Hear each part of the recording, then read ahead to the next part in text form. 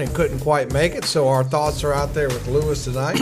Hope you're listening, Lewis. Hopefully you're listening, and you'll get better soon so you could join us next week on the Marburger post-game show. Got some scores coming in. You might have heard on WOHS, Shelby in a romp over East Rutherford, 48-10. Crest in a romp over Kings Mountain. They've really fallen on hard times, Dennis, since that close game at Burns, which arguably I'll say they should have won. 43-7. Crest smacks them in the face tonight. Well, I was at that game, Tom, so when you get a chance, I'll fill you a little bit in. Kings Mountain didn't look as bad as the score did. They're playing virtually freshmen. I think 2 freshmen at quarterback because Bell, the other kid, was hurt. Merchant played quarterback tonight, the receiver. And another kid, I think number 12, played quarterback tonight. And they used basically a platoon system at quarterback, which was a little strange. Well, that just disrupts everything when you don't have a number one guy. I mean, some teams will use 2. And I won't mention that Crest did have a touchdown to call back. But, well, that's every week. We know the big conspiracy we have against the Crest Chargers. Yeah. Other scores, East Lincoln surprised me, Dennis, a tight one against Bunker Hill. East Lincoln comes out a winner, 14-10. Thought this game might not be that close, but Bunker Hill played pretty well, kept it tight. Well, the thing about those kind of what you call those trip-up games, Tom, you know how that is. You're playing along very, very well, and then all of a sudden you go to a school that you should really beat, and things get tightened up, and the next thing you know, you're in the potential to lose, but East Lincoln bucked up and pulled it out here as we see 14-10. All right, Dennis, Steve tells me I've got a caller, so let's go ahead to the caller. Michael. Hey, Michael. Hey, Michael, how you doing? I was listening to the Shelby game. Oh, what'd you think, Michael? I'm thinking about we can beat them next week. You think we can beat them, but they really, put a beat down on East Rutherford tonight, 48-10. That Shelby defense looked pretty tough. How do you think the Burns Bulldogs are going to attack their defense? The defense will be real good when we get the win for the. We've done already beat East Rutherford and then Kings Mountain and all. Yeah, but what I'm saying is Shelby looks pretty tough on defense. We know Burns didn't have a hard time with East Rutherford, and neither did Shelby. Is there any place that Shelby looks vulnerable on defense? Do you think we can run on them? Do you think we can throw on them? Do you think we can do both? What do you think? We can do both. You think? Yeah. I think some of the people in the studio might disagree with you. One being Steve Roberts, the guy running the board over here, who seems to think that Shelby could shut us down. But I think, Michael, it's gonna be a tough game. I think both teams will be ready, and it's no big secret. You don't have to be Sherlock Holmes to figure out that Matt Beam was over there watching the Shelby Golden Lions they were scouting tonight, Tom? Come on now. So because Burns was off tonight. So Michael, I hope you're right, buddy. I hope one Shelby person already. What's that now? I done talked to one Shelby person already. Well, let's hope that Burns can take care of business against Shelby, Michael. I know I'm hoping so, but I know that the Shelby Golden Lions and Coach Lance Ware will be well prepared for that game. I'll tell you how big that game is, Tom. I'm going to see, and I'm not a Burns guy, I'm not a Shelby guy, but I want to see a good game, so I'm going to see both those teams fight it out next week. So fans out there, not only can you see a good game, you can get a personalized autographed card from Dennis Davis unless they're in the if press you're at the box. game. Yeah. That's where the food's at. One year y'all put me down there on the sidelines as the Shelby game with Burns. Well, Michael, this is what I want you to do. Next week, I want you to go to that Shelby Burns game, watch it, and then see if your prediction comes true, and call us and tell us about what that Burns offense was able to do against that Shelby defense next Friday night. All right. Okay, thank you for calling, Michael. Okay. That should be a very interesting game. I think it will be interesting. I think that both sides are well coached, both are going to be well prepared, and both are playing really good football. You look at the Burns Bulldogs playing excellent football right now. Great game, great couple of games. They almost had their trip-up game at Kings Mountain. They pull a rabbit out of the hat. They win that ball game. Next 2 games, they play very well. Shelby playing very well now. So what we've got is two well-coached teams playing really good football that are going to meet each other in late October. Dennis. Home field advantage to Shelby. You know, that's a tough place to play down there. As we say sometimes, it bodes ill for those who come to Shelby to play against them. You might be down 7 when you get off the bus. Maybe 14. But we won't talk about it. Well, we'll see. We're going to go back and talk a little bit more about that. Terry just put up on the board, Lincolnton edges Bandy's 30-29, a 1-point winner. Wow. Hopefully we'll be hearing from Coach Cloninger tonight, and he can fill us in on that. Lewis is not here, Coach, but you call in. He'll call in. Got some more final scores coming in. West Lincoln, a big winner over Newton Conover.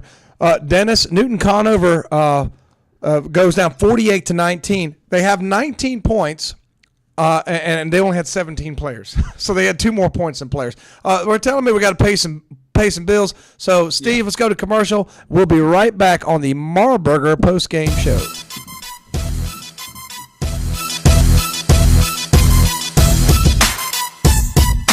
Chrysler, Jeep, Dodge, Ram, Nissan. Those are the powerhouse of vehicles you'll find at Marburger in Shelby. Plus quality pre-owned cars, trucks, vans, and SUVs. And of course, a service department that is second to no one. So when you're in need of another vehicle, see the friendly staff at Marburger. Marburger, Chrysler, Jeep, Dodge, Ram, Nissan. 1310 East Dixon Boulevard in Shelby.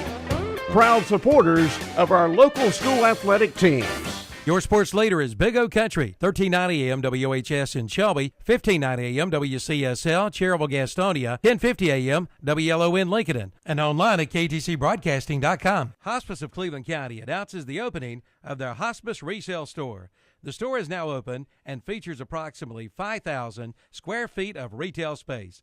The store is managed by Angela Ballard-Jones and is located at 323 East Marion Street, right beside of Dollar General. Donations are currently being accepted. For more information, call Hospice of Cleveland County, 704-487-4677. The new Hospice Retail Store, now open at 323 East Marion Street in Shelby, right beside Dollar General. A child's life is so precious, yet all around us, children's lives are being destroyed by drugs. Take an active role in your child's life. Teach them that a healthy, drug-free lifestyle is their best choice.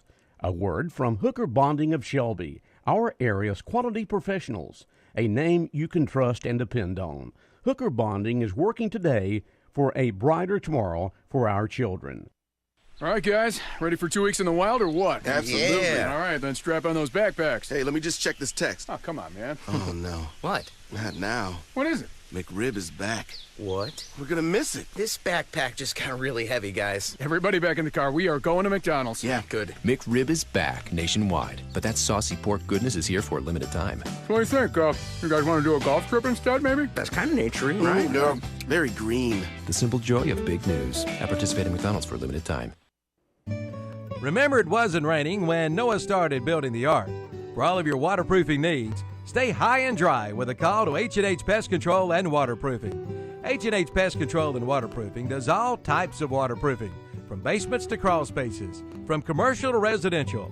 Call 704-482-2847, 704-482-2847 for H&H Pest Control and Waterproofing, East Dixon Boulevard in Shelby. Here, lizard, lizard, lizard.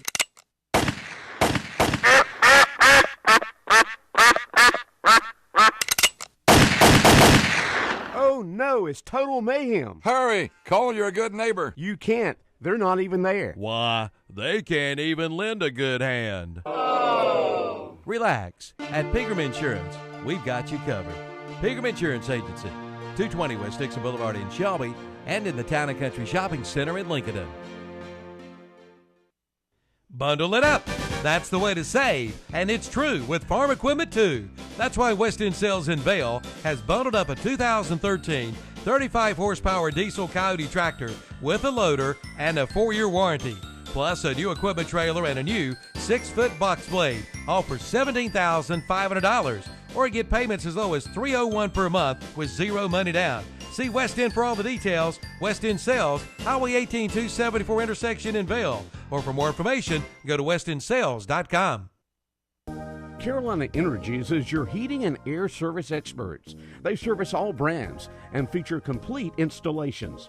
24-hour service is available with on-call technicians. And this spring and summer, keep your family comfortable with a peace of mind service plan from Carolina Energies. It will keep you cool and save you money on costly repairs. For more information, call 704-482-9561.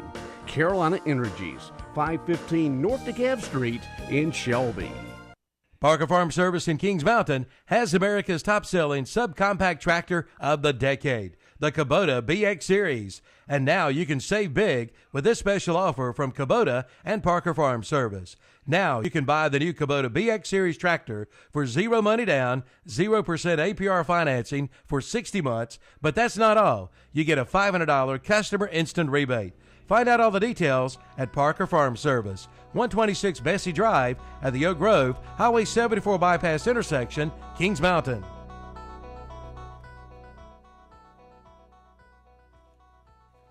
And now scores from around the area. Late in the fourth quarter, Bessemer City and Community School of Davison are having a battle. Bessemer City leads 31-30 in the fourth quarter. Pine Lake Prep and Highland Tech trying to pull off and stop the longest winning streak in North Carolina at 28 games. They lead Pine Lake Prep 13-9 late in the fourth. Thomas Jefferson leads Cherryville 20-14 with under 5 minutes left at Cherryville. West Lincoln goes on the road at Newton Conover and wins their second game ever against Newton as they defeat them 48-19. West Lincoln is 2-20 versus Newton Conover. Lincoln comes from behind to defeat Bandy's tonight 30-29. It was East Lincoln holding off Bunker Hill. Final score East Lincoln 14, Bunker Hill 10. Maiden late in the fourth quarter leads West Caldwell 46-20. Other final scores from around the area in the SMAC Conference. RS Central defeats Chase tonight 14-7. Crest had no trouble with Kings Mountain 43-7. Drone picks up another win, their second in a row, as they defeat East Burke 28-21. Shelby cruises over East Rutherford 48-10. South Point had no trouble with Ashbrook after halftime. A 14-14 tie turned into South Point running away 48-14.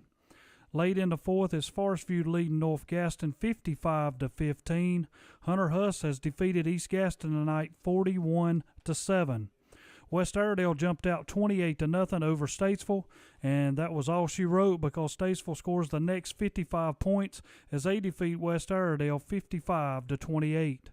North Lincoln has defeated North Iredell tonight 26-20. North Lincoln 5-0 all time against North Iredell. Mooresville defeats Alexander Central tonight 28-23. Lake Norman is trying to pull an upset as they lead South Iredell 28-20 late in the fourth quarter. High Brighton leads Fred T. Ford 42-0. Freedom leads Watauga 21-14. Hickory leads South Caldwell 28-21. And Patton leads St. Stephen's 21-0. And now, back to the guys in the studio. Your sports leader is Big O Country, 1390 AM WHS in Shelby, 1590 AM WCSL, Cherryville, Gastonia, 1050 AM WLON Lincoln, and online at ktcbroadcasting.com. Welcome back to the Marburger post-game show. I'm Tom Senafani here with Dennis Davis. Sorry, Lewis is out tonight. Lewis, we're Lewisless tonight. Okay, Lewis. Hold the horses though, right here. I want to give a tip of the hat. First of all, to Terry Reinhardt and the West Lincoln Rebels tonight. They went. If you'll look over here at the scoreboard, what was the score tonight? 48-19, West Lincoln over Newton Conover. Newton Conover, 19 points and 17 players. The Red Devils tonight took it on the chin from the Rebels. And Terry called it before the game in the pregame show. So if you folks out there got money on teams in Vegas, you need to listen to Terry Reinhardt and Sam Davis in the pregame show. I wonder what the line in Vegas was on the West Lincoln Newton Conover Hey, game. Trust me, there was probably a line. There was probably a line somewhere. Somewhere. Want to give may have been at the Cracker Barrel in Gastonia, but there was a line somewhere. Want to give a quick shout out to I got some positive feedback from some of the coaches on their way back from Shelby to the show, Dennis. They're saying they're enjoying listening to the show.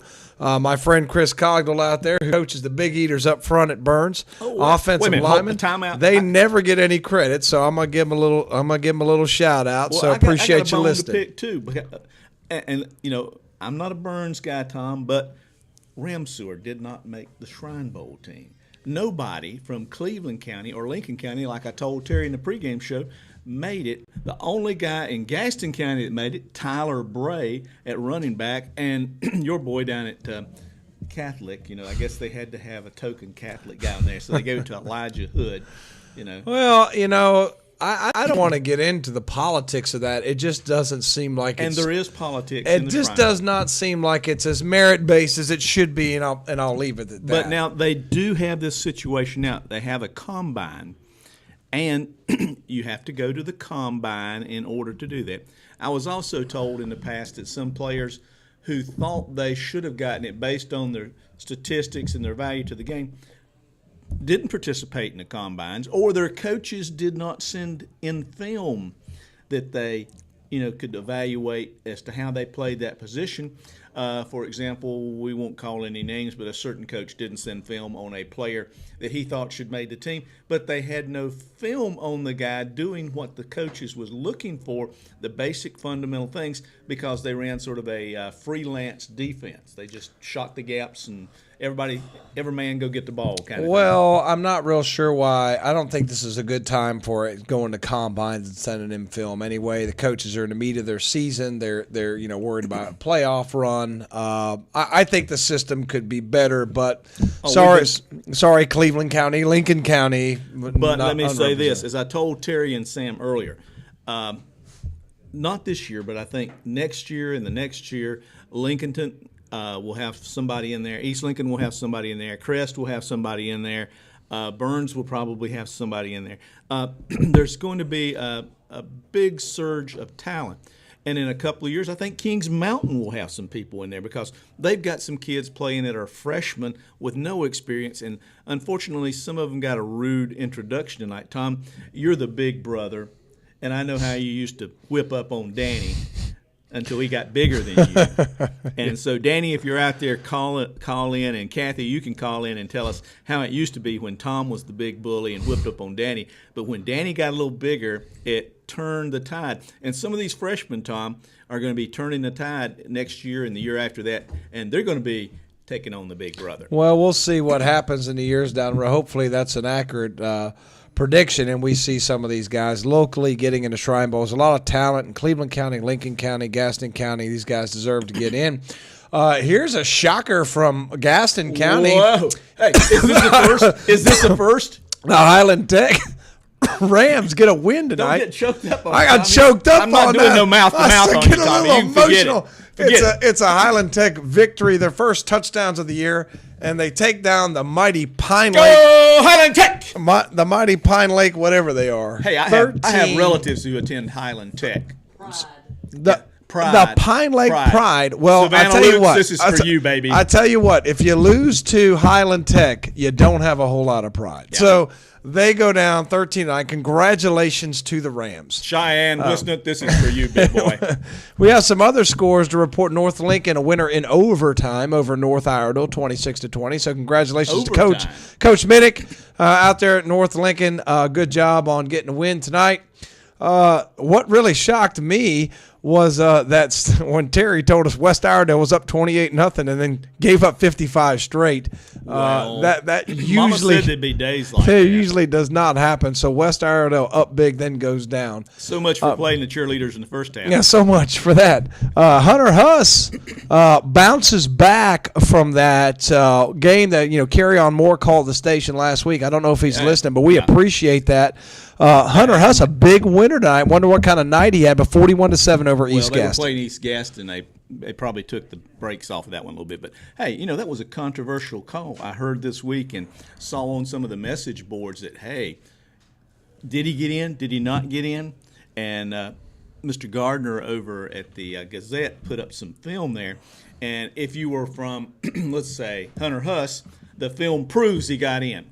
But if you were from South Point, no, his head got in, but the ball didn't cross the plane. So, that's one of those little controversial things. And it's hard to say. It's bang, bang. You don't know which way it goes. But the ref made the call. The game's over. And that's Sorry, what we tried Hunter to talk to Caroline Yeah. about last week is, hey, seems like sometimes when the calls are not going your way, you just have to suck it up and keep playing and do the best you can. Sometimes in this world, it's not fair. Yeah. What happens to you. And in life, things are not always fair, but you play on. Otherwise, you got to go to the showers. Well, speaking of playing on, I'm wanting to see Forest View and South Point play on at some time this point. that's Forest gonna View, be another monster score. It seems like Forest View scores a PlayStation score every week, 55. They put up on North Gaston, so I'm interested to see how that Forest Jeff's View. probably going to call in tonight and give us a report on that one. He's a good listener and lets us know about Forest View. But that, I think, is the potential for South Point to maybe trip up a little bit if Forest View can get that passing game going against South Point. That could be a potential. I mean, interesting development there. I really am interested in seeing how that comes out down the road. I think Kevin's trying to tell me that game will be televised. They'll be televised on KTC, so right. You can can't watch. Be there, can't be there. Watch online at KTC. I mean, if your goat's sick and you can't go, tune in to KTC. Here's another interesting score: the Thomas Jefferson. What are they, Dennis? They're the Gophers, the Griffons. the No, We the Greer Fawns. The Greer Fawns. The Dan Greer Fawns. And I have to admit, I was really pulling hard for Cherryville and those kids at Cherryville to get a win. Yeah, the Ironman turned into. They were a little up in rusty this tonight. game. They were up in this game, but they end up going down. Thomas Jefferson over Cherryville, 2014. If somebody could call us in and let us know what happened there. There's no shame in that, Cherryville, because I saw in the Charlotte Observer right here. Let me read to you quote here. One of the bigger surprises of the season is Thomas Jefferson, which is 5-1 behind quarterback Mason Martin, who has 814 yards of passing and 434 rushing. TJ has won 3 in a row, now make that 4, and plays the second of 4 straight road games Friday night at Cherryville. The school has won 12 games in 6 years of football, including its 6th season. Now you can make that 13, Tom. Now we can make that 13, and I got a lot of positive press for Thomas Jefferson here on the Marburger postgame show. Tommy was a great president and ambassador to France, and Joe Mamoni and all the people up there, and about the only bad thing, I won't say that. And moving on, I got a note here from Kevin. West Lincoln's Michael Corella gets 209 yards tonight against Newton Conover. Now, Terry told us it's only the second win they've had. For some reason, Newton Conover only dressed 17 players. Not going to speak much else on that because I don't know why. Yeah. If somebody can call in and maybe shed a little light on that, that'd be great. But West Lincoln, big night for them, and they've got a big one coming up down the road against East Lincoln, who they haven't had a lot of success against traditionally. So a lot of folks out there want to see that West Lincoln, East Lincoln, and Dennis, Lincoln 4-0 on the night. So, wow, I mean, wow. so. A tip of the hat to Lincoln. Tip of the hat to Lincoln County tonight. North Lincoln, West Lincoln, East Lincoln, and Lincolnton all winners tonight. It's a good thing we'd like to hear from some of you folks. We're the hometown Lincoln station, so we can take credit for that too. And just down the road in Bessemer City, a dog fight the Bessemer City Yellow Jackets have against a community school. Did they sting them? Well, it looked like they were going to get stung. That game was back and forth. Bessemer City, in the end, pulls it out 38-30. They beat the community school of Davidson. I didn't know Davidson had a community school. Don't know what they've got. Is that one of those sort of if you feel like coming to school, you just sort of. I bet they've got. They might not have a good football record, but I bet they've got some impressive. The they probably got some impressive ACT scores. But hey, listen, Terry Reinhardt, listen up, man. Find out tonight if Tyler Bray in the South Point Ashbrook game had more than 200 yards rushing. Because if he did, that will make him the all-time leading rusher in Gaston County. Wow. Yeah. Somebody call us in and let us know what happened, and that way we can update that. Let's go to Dennis's favorite county, Rutherford County, who he has made certain remarks about somebody being the tallest dwarf or the tallest midget? Tom. Rutherford County been very, very good to me. We have, and sometimes they've not been so kind in certain elections. This might be. What do we got? Okay, we got got a a caller. caller. Just real quick, RS Central defeats Chase Knight 14-7. Go ahead, caller. How y'all fellas doing? All right. How's it going? Is this Steve? Steve, you sound a little weak. I hear it's been a tough week on you, buddy. We wish you well and hope you'll be ready for that Burns-Shelby game next week, man. Well, I'm still laying over here in the hospital. I was listening to y'all guys. Coach Francis. The next week, I guess, I don't know when I get out of here, but it'll be a good game with the way to go. Well, Shelby did well against one of your arch rivals, Steve. You know that Rutherford has played you guys tough in the past. The Cavaliers have probably the best record of any Rutherford County school against the Lions. But overall, Steve, I think I heard on the pregame show when Terry and Sam were talking, you guys are something like 141 wins, 13 losses, and 2 ties in regards to Rutherford County. So got that one behind you. Worry about the Bulldogs. They're going to be in town next week. And you know how them guys are. They're going to want to put some whooping on the Shelby Golden Lions. But I think your Lions are going to play pretty tough this year. And some of the head coach word for letting our fellas know that I've been out. And I'm just looking forward to maybe seeing some of the guys pretty soon. And been over there a whole week. I didn't even get to go to the Shelby Middle School game this week. Well, Steve, we actually had a under the weather on the injured list this week, and we had Clint Spencer, Calvin Hastings, who bailed out and went to Myrtle Beach. I don't know why, but when you got money, you don't have to work for a living. Steve Degree and Lewis Carpenter. So both you and Lewis have been a little bit under the weather this week, and we wish you both the best. And, Steve, we won't keep you too long, but we want you to call us next week because I know you want to be talking about the Golden Lions and the Burns Bulldogs next week down at George Blanton Stadium and Pearlie Allen Field. All right, that's good. You better get there early. It's going to be a good game. I thank y'all guys for a good talk show and keep up the good work. Thank you, Steve. Thank you, Steve. Appreciate you coming off the injured reserve and playing tough tonight. All right. Got any more callers out there? We got some numbers we can call. Over in Shelby, it's 704-482-1390. And I left my paper at home, so I don't know the other numbers. Well, they'll bring them out here. They'll bring them out here in a second for you folks in Lincolnton or Cherryville that want to call. Dennis, what I wanted to draw your attention back to, you said you attended the Crest Kings Mountain game. Yes, I did. And you talked a little bit about it. Some injuries on Kings Mountain side. Yeah, Kings Mountain right now is somewhat decimated with the key players, and on top of that, Tom, they're playing a lot of freshmen at some crucial positions. They're very young. They have Kevin just threw a pin, by the way. That flying object is courtesy of Kevin. Anyway, the long story short, it's 704-735-8071. I think that's Lincolnton.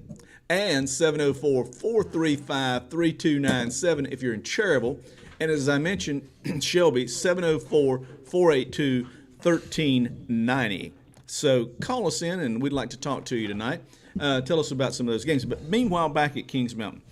Kings Mountain, Tom, they're building a huge field house over there with the support they have from their fans.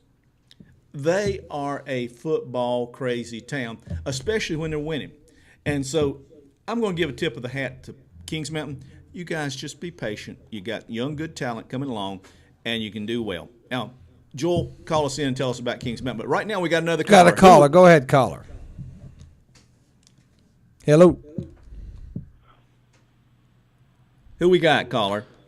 All right, this is Bobby. This Shelby Golden Hey, Lions. Bobby. Yeah, good to see you. Did you get up to East tonight, Bobby?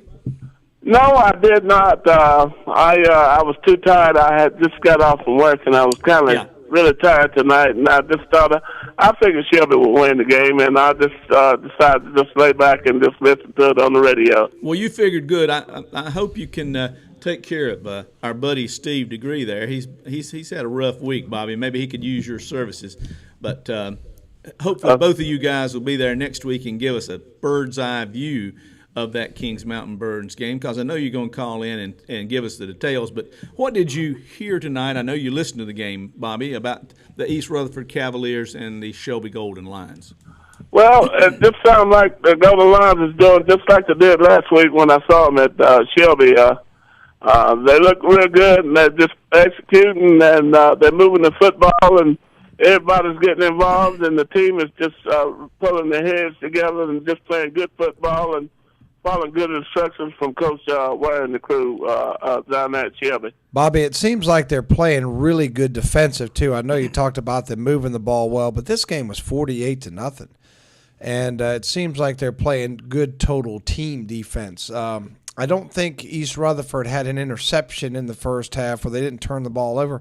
It just seemed like it was very quickly first down, second down, third down, and then East Rutherford had to give up the ball. Yeah, that's basically the way it went on tonight. Shelby Golden Lions, it seemed like, even toward the end of the year, they have a tendency to get stronger and stronger as they play. They do. And you should see a great Shelby Burns contest on next week at Perry Adams Field, George Blanton Stadium. Any prediction on that game, Steve? Bobby. Sorry, any prediction on that game, Bobby? My prediction, it could go either way. I'm going to predict Shelby by 2 touchdowns, but I don't know where it's going to go from there. It could go the other way. Burns is a really good team. They're going to be up for it just as well as Shelby. But my prediction is Shelby at least by a touchdown on next week at George Blanton Stadium. Well, we have the local line you talked about, Dennis. We got a touchdown spread. Bobby's giving Shelby in 14, I think, next week. But this is why you need to go, people. You need to be at George Blanton Stadium next week. You need to fill the banks over there.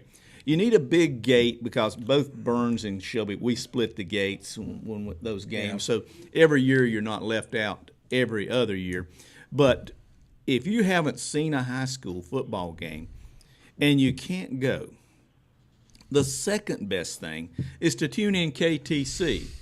So if you can't do that, go to the game, and we've got a caller right now. Yep. All right. Caller, who we got? Say goodbye, Bobby. That's all right. Oh, Bobby, I'm sorry. We're looking for Shelby to win next week, and we're going to both teams will play well.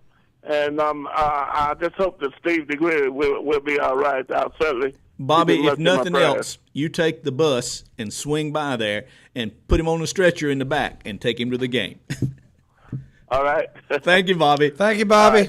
Yeah. I hear we have a special caller tonight. Special guest caller. Go ahead, special guest caller. Hey, guys. Hey, Lewis. Sorry I can't be with you, but I can't talk. Well, Lewis, There's that's no got to be way I could have gone for 2 hours. I just couldn't do it. Well, between you and Steve Degree, you've both been down tonight. Man, I don't know what to do without you two guys. Oh, Lewis, and you missed out on some great food from Newt's too. I ate all your. Don't worry, Lewis. I ate all your chips tonight. And Sasha took care of us tonight. I appreciate you thinking of me. We didn't want to go to waste, Lewis. I saw a great game at Lincoln. Oh, you did get to go to the game. I didn't know if you made it. I went to the game because I didn't have to talk. I can just sit, but okay. I can't holler and talk. So Lincoln played pretty well. Roseboro was a force tonight. He blocked 4 passes, and then he on the last play of the game, he got him a first down to run out the clock. So it was a good ball game. Well, Lewis, I tell you what, you can't get much closer than 30-29.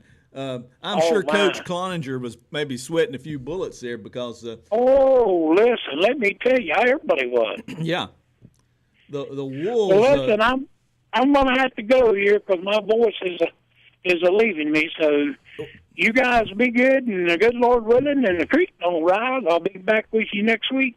All right. All right. Hey, listen. We got somebody from East Lincoln. Josh Collins. Josh, go ahead. Hello. How you doing, Josh? Tell us about that East Lincoln game. It was maybe a little tighter than a lot of folks thought it would be. It was ugly. Well, East Lincoln had at least 120 yards in penalties, and it's hard to go forward when you're going backward that much. Mama said it'd be nights like that, Josh.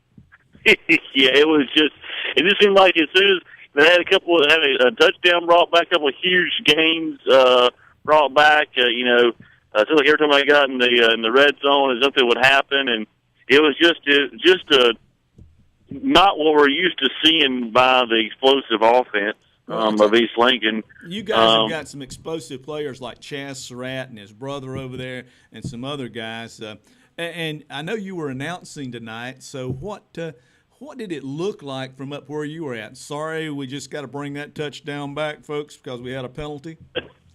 That's exactly what it looked like. It was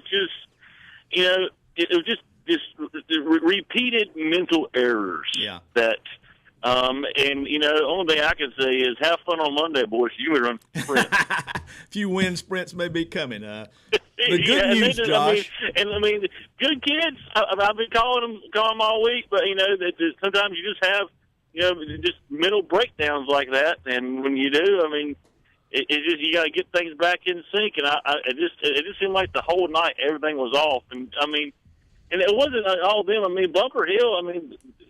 They had 10 points, and they were able to stop Chaz Surratt. They were able to get those shoestring tackles where most teams hadn't been able to, and you got to give it up to it wasn't all the East Lincoln just beating themselves. Bunker Hill played some good defense, and and that's really about it. I think East Lincoln, where Chaz Surratt is used to having several rushing touchdowns, he didn't have one, and then the total rushing offense was only 161 yards. We're used to having more than that by Chaz Surratt himself. Something else that kind of threw me off tonight. I'm not sure what was going on. Is Colton Banks took most of the handoffs tonight. Oh, really? Demarius Valentine was. He had a few passes, a few receptions rather, but usually he's just the workhorse that they kind of depend on, and for whatever reason they just chose not to go with him tonight. And at this second half, Billy Meisenheimer, Wild Bill, came in there, madman. He used to be on the defensive side, but they've been using him some on offense as well, and he had some really even at the end of the game. He had some really explosive runs, 7, 12 yards. He's extremely powerful. Yeah. Yeah. Well, listen, the good thing about tonight is you got it out of your system, and you still got a W.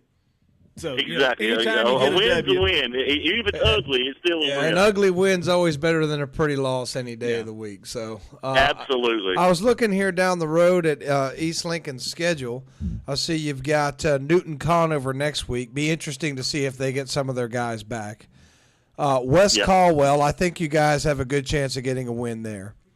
Then you got a couple of tougher ones, Maiden, and then at West Lincoln. And we've got a guy we're going to go to from West Lincoln that's getting ready to call in here in a second. West Lincoln, a big winner over Newton Conover tonight. Is there some talk, some leading up there, the East Lincoln guys talking about maybe that's going to be the game of the year for them?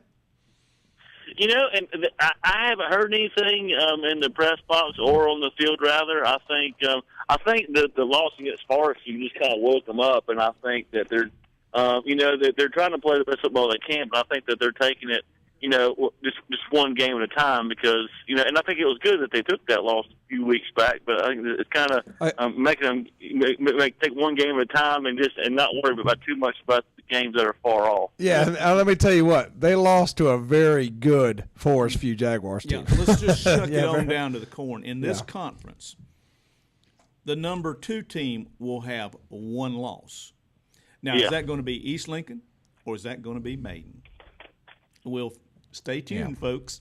Coming soon to a KTC Broadcasting page near you. Well, Josh, we appreciate you calling. We're going to go to the West Lincoln caller and see what they've got to say. But call in again next week and let us know how it turns out up there at Newton Conover. Well, Tom, I will. Sounds good, guys. Keep up the good work. I'll talk to you later. Thank you. Thanks. And now, as we travel all the way across the county To by West the magic of radio. By the magic of radio, West Lincoln caller, are you there?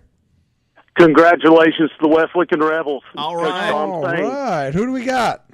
Hey, this is Phil Ayers calling in. Hey, Phil. First time in school history we defeated Newton Conover at Newton. It's the second week in a row we were picked for homecoming. And I'll tell you what, Miguel Corella put on the show. All right. You guys a little bit about it. Tremendous game for Miguel. Yeah. All right. Well, listen, I tell you what, we have had to get one of those, ropes and tie it around Terry Reinhardt's feet because he keeps floating up in the air in here, and we just don't want him to float away like a balloon or something. But tell us a little bit about what West Lincoln did to be effective tonight against the team. Well, we started off the lone kid. He had 2 back-to-back runs and put it in the end zone for us. Miguel Corella popped an 85-yard run off the top of my head, 50-some-yard run. And really, the offensive line, they busted the whole 2 seams, and Miguel took over, and he ran the ball well. Then you throw in a little bit of Davila, and I'll tell you, it was a total team effort. The offensive line did an excellent job, and Miguel took it to the house, and probably I wish the television cameras would have been there. He had a football Friday night highlight. Is there any explanation of why Newton Conover only dressed 17 players tonight? No, I don't know into that. I know Nick Baker, their star player, played, and he does have speed. The kid is extremely fast, and flip that over. Our defense did an excellent job containing him. Well, we were just talking. We were just talking with the East Lincoln, Josh Collins, and we were saying that it looks like this is going to be a one-loss league, to who comes in second. Now, everybody looked ahead and thought this could be East Lincoln, Maiden kind of thing. But you Rebels could be the disrupting force in this whole thing. You can be the kingmakers, if not take the throne yourself. So what do you see in this? Well, the biggest difference a lot of people have overlooked until I don't know. We're picked underdogs every week, but really West Lincoln has quick strike. Yeah. Versus the past history. We have 2 guys on the field with Chesney and Corella that can take it to the house, and really Daniel Davila on occasion. I mean, he's got decent enough speed. If he gets a hold, that he's going to break a tackle or two, he can take it to the house. So that's the biggest difference with West Lincoln. It's and I tell you, the one thing you don't hear a lot is you hear all the stats and all. This is a good group of kids. Yeah, always is at West Lincoln, and I know some people in that community, and they're very excited about this football team and its prospect. And nobody's really talking about it. I mean, they talk about East Lincoln, they talk about Maiden. That's the way we want it. Nobody's really talking about it. So under you guys the are radar, under the radar. Well, we talk about you on KTC, but I'm interested in seeing that last game of the year between East Lincoln and West Lincoln. I think that's going to be, as our good friend Lewis Carpenter would say, a slobber knocker. So good luck to the West Lincoln Rebels the rest of the year, and hopefully they're poised to make their playoff run. Yeah, one game at a time. West Caldwell's really improved. They may be the most improved team from day one until right now as far as putting points up on the board. I know they struggled early, but got to worry about West Caldwell. Homecoming, West Lincoln, this coming weekend. Well, hope to see a big crowd out there, I'm sure. Well, hopefully all the Lincoln County people out there tonight heard that, and some of them will go to the game for West Lincoln's homecoming. We appreciate you calling in. Let us know next week how those West Lincoln Rebels turn out. Appreciate it, guys. Thank you. Thank you very much. Steve, do we have another caller? Oh, I think we have Mr. Pasco. Mr. Pasco, tell us about Shelby's game tonight. Well, speaking of a team flying under the radar, the Shelby High Golden Lions are hoping to come in under the radar heading into next Friday's game. over at Blanton Memorial Stadium. Listen, you guys are not going under any radar. I mean, Strategic Air Command has a golden line on its screen. I'm pretty sure you've been on Matt Beam's radar for quite some time. Looked like you raced out to a 48-0 lead. I think it was, what was it, 40-0 at halftime, Brent? What was the score at halftime? It was 34, Tom. 34, 34-0 at halftime. It got up to 48 at the end of the third, and then East got a couple of special teams scores there in the fourth quarter. Did Coach Ware go to some of the reserves? Yeah, the Lee kid came in at quarterback for a couple of series, and I saw guys with wide receiver numbers I had never seen before. So, well, Coach Ware's not the kind of guy that's going to run the score up on you. Yeah, he ran the Smith kid 41 about 7 times. I think he had the most carries actually on the team there at the end. But yeah, Shelby got out quickly again. I tell you, George, his first half stats are pretty impressive the last few weeks. I think I had him over 207, something like that in the first half. And Ross caught a touchdown, and Gillette caught one, Chad Reed caught one, and Antoine Wright caught one. And then those 4 had touchdowns, and Jolly had 100 yards, but not a touchdown. So they spread it around pretty well tonight. Washington didn't play. He was a little under the weather, so Brooks played running back tonight. Wow. And Usry. Let's talk about the other side of the ball, Brent. It sounded like a pretty dominating defensive performance. I was listening a little to you and Jeff on the way into the station, and I think you remarked on the fact that you didn't have a quarterback sack except for a busted play where you got the East Rutherford quarterback on the ground. But from what I could tell, it just seemed like East Rutherford was 3 and out, 3 and out, 3 and out. I didn't hear about a lot of turnovers, but I was going to ask you, was that pretty much the way the game went, or were there some turnovers, or why was the Shelby defensive performance just so dominant? Well, Shelby, first series for East, Shelby intercepted, took it back for a touchdown, Kylon Ross. And then they had another, Garyon Addison had an interception in the first half in the second quarter. So there were 2 some turnovers. Yeah, there were some turnovers. Okay. Yeah, East missed a field goal, about 35-yard field goal. And then other than that, they just didn't get much going. They would get in 3rd and 4, and then they couldn't get, they throw incomplete, or they try to run it and they'd get stuffed. So Shelby did a great job. I think I had East for 50 yards passing and about 63 rushing. So it was that's not exactly a productive day. Not quite what Burns did to him last week, but not far from it. Yeah. Well, Brent, if you can hear me, the train's coming through town here in Cherryville. We'll try to get out of the way, not get caught on the track. But you've got some great statisticians with the Shelby Golden Lines, and Jim Sherman had given some numbers out earlier. I think Alan Ford may have used them, and I think they talked about a little bit of it on the pregame show. Okay.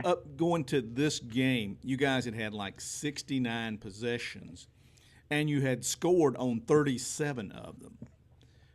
That is an incredible, productive level of football for the Shelby Golden Lions, who I remember about 3 years ago when the Coach Ware decided to change the offense, from the wing tee that had been run down there from, the Newt Rockney time period on, to go to a passing attack. And it takes time, and people were moaning and groaning about air wear and all this kind of stuff. Where are those people now? I just want to know, where are those people now? I'll tell you what's happened is, one, he's got receivers just coming out of the woodworks. I mean, these kids are, I can't remember a speed on a Shelby team like this in a while. And the ability to catch the ball. It's just these short passes, and then they're turning them into 45-yard runs after the catch. So how do you think Shelby stacks up against Burns next week? What do you think some of the deciding factors in that game will be? Well, Jeff and I talked about it on the way back from the game tonight, and the one thing that I'm worried about, the Shelby guy, is that Burns front four. And then Matt Beams talked, when he's called in, he's talked a lot about that front four being able to get pressure on the quarterback. And I would say, Brent, maybe that'll cause some problems if you can pressure with 4 and then drop 7. That makes it a little tough to throw. But we just talked about the fact that Shelby this year, unlike in years past, you don't have one receiver. You're just not targeting Ralph Jolly. You've got a bunch of other guys and guys coming out like Washington, out of the backfield, that you can hit on that little screen pass and take it 30, 40 yards down the field. I'm thinking this is going to be a very interesting game for you next week, Brent. Yeah, I really have no idea how it's going to shake out. Even like the South Point game, Shelby comes out and hits him with first play of the game, hits him with a 70-yard touchdown. I mean, I could see something like that happening for either team. Just boom, hit you right away. But I could also see one of those just crazy turnovers and low scoring games. I think it's one of those we don't know what to expect. Yeah. Well, both going to happen. I'll say both teams are very good on both sides of the ball. And if you look at some of their results here lately, a lot of points scored, not a whole lot given up for both Shelby and Burns. So I think this shapes up as the game of the year in the SMAC, hands down. I think. Well, I tell you what, Brent, you know who I pull for, and the bad news for us is we got to play both of you guys. But Crest is playing good football too. I mean, no disrespect to their program either. I mean, we got three good teams. But by and large, I think up to this point, Brent, I would have said Burns was the best team in the county, but Shelby has really come on. And I had some people tonight at the game say, about Shelby possibly being better team than Burns, and that's why I think this game is going to be so interesting to watch and see what the results are about this. So tune in to Brent next week, folks. Give him a listen. Brent, final word. We got to go to a break here. Got to pay bills, Brent. Yeah. My final word, I would say, is the people that set the schedules up knew what they were doing, and these last 3 weeks of the season, 4 weeks are going to be some great football to watch in Cleveland County. Absolutely. And if you can't get to the games, tune in, Brent. Tune in. Listen to Brent. They do a great job. Him and Jeff Jones, excellent job calling those Shelby games. And Brent, we appreciate you calling in. Time to pay some bills. Call in next week, Brent. We'll do it. Okay, Thanks, man. guys. All right. Now we'll be right back with more post-game scores, analysis, and general silliness. Right, Dennis? On the Marburger post-game show. It used to be Sergeant Silliness, and then it's general.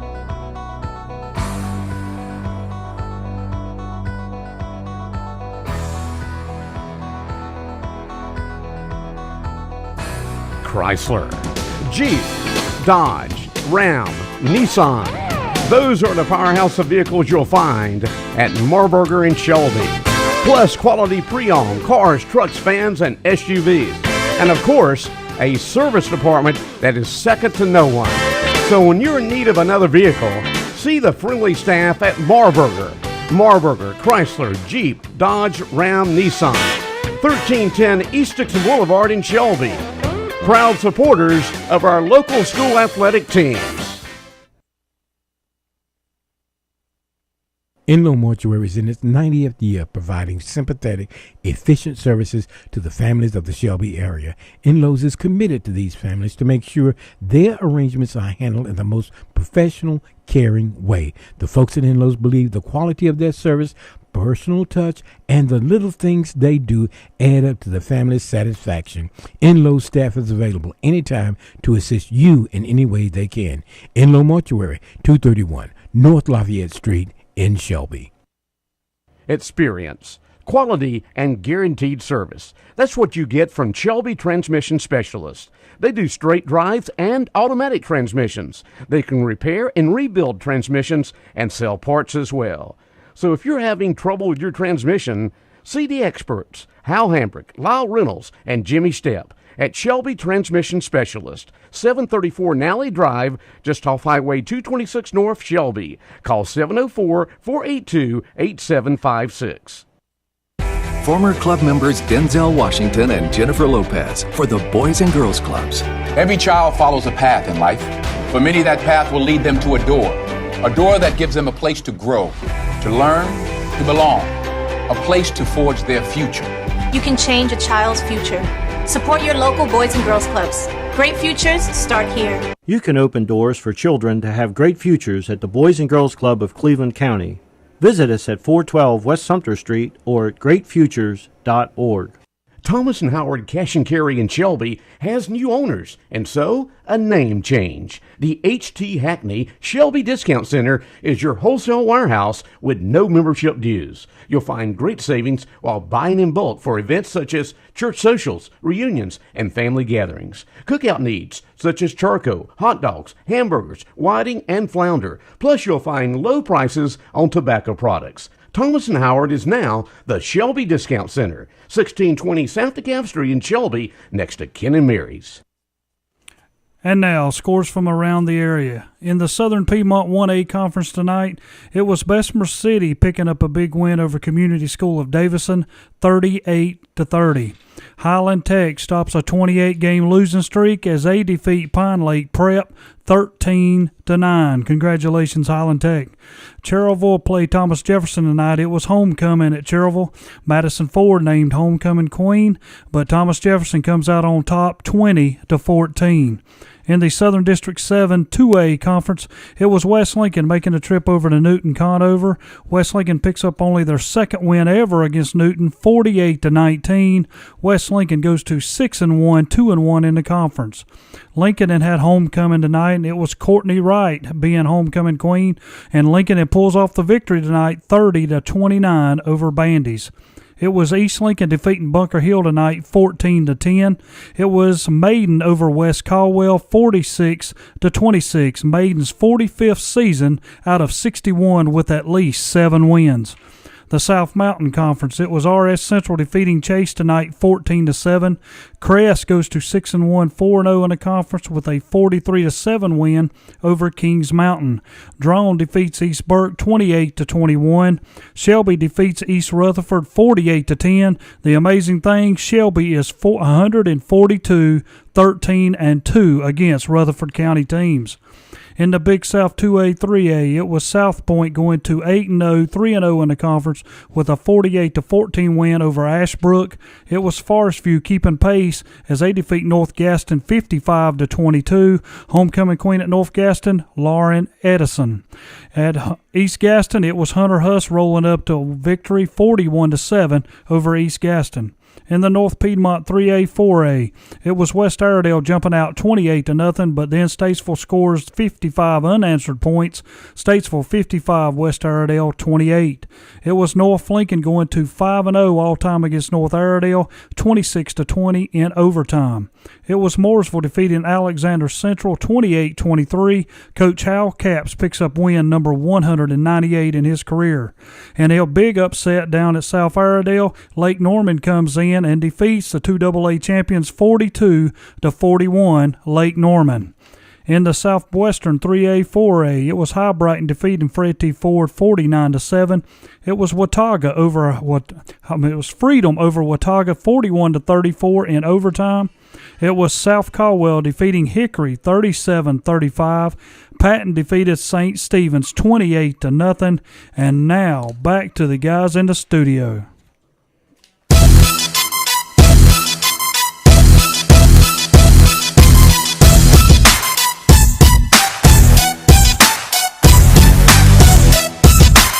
To the Marburger postgame show. I'm Tom Senafani here with Dennis Davis. Just wanted to get a quick disclaimer in before we go to the caller. Dennis took my car down to Marburger Dodge, took the day off on Monday. Fast, friendly, clean, everything you want and service for your vehicle. And folks, I wouldn't tell you that if I didn't take my vehicle there myself. So head on out there to Marburger Dodge and they'll take care of your automotive needs. Steve, let's go to that caller. Hello. Who do we have? Hey, gentlemen. Hey, Tom and Dennis. Tim Foster with the Crest Broadcast Crew on KTC. How you doing tonight? Hey, Tim, pretty good, Tim. How's it going? Doing well. Had a interesting game tonight, or interesting start. You know, with Crest and Kings Mountain, the scoreless after the first quarter, but then Crest kind of opened it up, and you got to give Coach Lloyd a lot of credit. Had a good game plan coming out to start the game, and then. Jalen Moore had a big night on the ground, and Crest kind of took control of the game. But 6 wins in a row, and unbeaten in the conference, and it's just it was another good win for Crest tonight. Yeah, they are. They do seem to be rolling along, and like the other teams in Cleveland County, both sides of the ball. It seems like both sides, offense and defense, both getting better. Let me say this, Tim. I'll be honest with you, and I don't mean this to be against Crest, but that first quarter, Kings Mountain played, I think, pretty well. Now, they had some tough breaks and some tough turnovers, but I was going, is this going to be the night that the real Kings Mountain shows up and we got trouble? And then as Crest got some field position and they got some things going, and then, of course, Trey Harbison, with his big runs and some interceptions and some stuff going, it really turned around. It seemed like Kings Mountain sort of got a little dispirited there after we began to run up the score on them a little bit. Yeah, and the Mountaineers have dealt with some injuries. It's unfortunate this year, and Coach Barnes talked about it, in his post game that they got to get off to the better starts. They've kind of had some slow starts the last 3 or 4 weeks, and that is a major concern when you think of some of the competition that's coming down the road. Obviously, if you're going to have a chance to win this conference, but they're a team that can score quick, and certainly they're going to take everybody's best shot. And as Brent talked about a little while ago, it's going to be some unbelievable football in the last month of the season, regular season. Well, as I was sitting in the press box, I know you guys were up top tonight in the open air position, but I tell you what, I turned to the guys next to me and I said, this is typical Crest. It's sort of like they forgot to leave a wake-up call. And about 10 minutes into the game, suddenly it clicks on for them, and they put it in gear and go.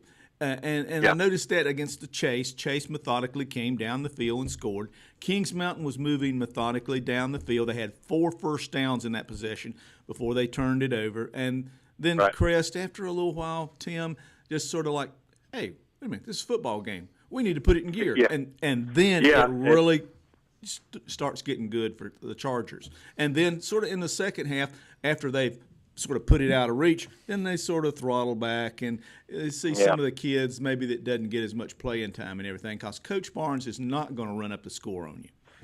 No, he's class act, just like all the coaches in the county are certainly very classy, and no, he's not. And and it was one of those games where that's the thing, and obviously when you get down the stretch, and I mean all you guys know, and all the viewers and listeners know, it's going to take 4 quarters to win in this conference. And then when you get into November, the playoffs, we've talked about it, Dennis, through the years, you're going to have to play 4 quarters. You take a quarter and a half off, and you can be in serious trouble. But I tell you, it's an exciting race, and Cleveland County has certainly had a great year so far. Well, Tim, let me put on my little cheerleader outfit here for just a moment. Sure. We've been talking about Shelby and Burns next week, and I made the comment, Crest has still got to play both of them. Now, I didn't show all my cards to these blue Bulldogs over here to my right, and I didn't tell Brent Pasco my secret desires. But I looked out there on that field tonight, and I saw P.J. at quarterback, and I saw Moore and Harbison in the backfield. I don't care who you are. That's a pretty dang good backfield. Quick. P.J. was throwing the ball better tonight. Harbison and Moore both turned the corner, and they were gone. So while I'm playing a little low key here and soft pedaling this deal to the Lions and the Bulldogs, in my heart I'm thinking, bring it on, boys. We'll be ready for you at the end of the year. Well, I mean, it's going to be some great games, and they've got just unbelievable weapons, obviously, on offense. And another area that we've talked about, Crest special teams is really good this year. They're good on special teams. Obviously defensively, that's the area that they've improved tremendously since early in the year. But when you look at all 3 teams in this county, Burns, Crest, and Shelby, man, so many weapons on offense, and it may come down to big plays here, there, special teams, turnovers, and anytime it's a county game, just like we're gonna a lot of folks will see next week with Burns and Shelby, it's going to be great games, and who knows, it may come down to the final game of the season. It may come down to games in the next few weeks, but there's going to be some great football coming up. There's going to be some interesting games in November. I'm just looking here at the schedule. Crest has got Burns. They're at Burns. Then they're at They're No, you guys. No, come no, to no. the- Okay, no, you come to that's the- right. You come to the Okay. SID. Yeah, you host Burns and then you go to Shelby. And this is 2 years in a row. Burns comes to Crest. Burns goes to Shelby. I don't know Because of the change in the conference, I assume. But that, Yeah. but that, I'll tell you what, that's a tough end to your year. It is a tough end of the year, and you'll either, it really, even though the playoffs may start in mid-November, that's kind of getting you ready for the playoffs, no doubt, with those Definitely. final You'll two play it games. like a playoff And really, guys, I mean, really starting next week, these games are going to decide not only the conference race, starting Seeding. to put it in the puzzles together there, but it's going to decide playoff seeding. But I really think when it's all said and done, all three of when we're talking about Burns, Crest and Shelby are certainly going to do a lot of good things in playoffs. And my hope for Kings Mountain is they can get a couple more wins and get in there, because they've had some tough things happen this year to them. But they've got a lot of talented young kids over there. And, they can still make the playoffs, because I think they would fit into the big 3A. Yep. If right. Burns goes into the little 3A, that's the only three schools, so they could finish second in the big 3A in the conference. Yeah, I know, that's amazing, and that's what your hope is. They really need to win 2 of these last 3 games to get in. And, of course, everybody will be talking about the big Burns-Shelby game, and that's going to be a great one on KTC. But just a reminder that Andy and Rob and the rest of the crew will have that Crest East Burke game next week, of course, where Crest will be a big favorite, but it's still another game on the way to the bigger games down the road. Let me give you a plug here, Tim. Is that a C19 game of the week next week? Yeah, we're going to plan on it. For those folks that watch the rebroadcast, we're going to shoot for that starting next Saturday morning, a week from tomorrow, and so the folks can watch that. We're looking forward to getting everybody out. That's going to be a real fun game to watch, and I think it's going to be a great game next week. 2 great teams. I think for Shelby, probably the best defense they've seen all year, and for Burns, without a doubt, will be the best offense in Shelby they've seen all year. So it's going to be a heck of a game next Friday. So let's review your options here, folks. You can hear it, Dan Greer and Calvin, on the radio on the Burns side, if you want to hear the Burns side, and you've got a couple of guys from Shelby, Pasco, and Jones. They're doing all it on the Shelby side. And on 1392. The Shelby guys will be on 1390. You got the video, you can watch it, but if you happen to be tied up, you got a hot date that night, then tune in to C19 and hear Tim Foster and Fabian Fuente. They'll be doing the game there all week. Wait a minute. If you have a hot date, next Friday night, take them to the game. Fulvio Brooks that'll be doing that. Fulvio with Brooks. me. Okay. I'm but, sorry. But if you got a hot date next Friday night, let's just take them to the game.